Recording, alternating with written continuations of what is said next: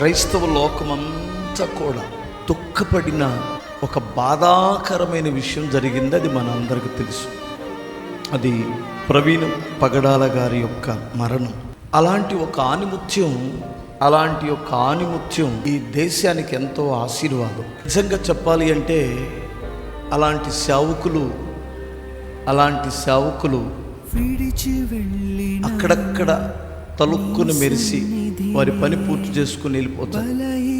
అంత గొప్ప దైవజనుడు ఆయన. అలాంటి సేవకుని యొక్క మరణం వార్త విన్నప్పుడు నా గుండెంత పిండేసినట్టు అనిపించింది. చాలా బాధేసింది. ఎందుకంటే నేను ఆ సేవకుడి యొక్క మాటలు అప్పుడప్పుడు వింటుంటాను. నేను అలాంటి ఒక దైవజనుడు మరణించడం అంటే నిజంగా క్రైస్తవ లోకానికే కాదు, నశించిపోయే ఆత్మలకు చాలా నష్టం. అది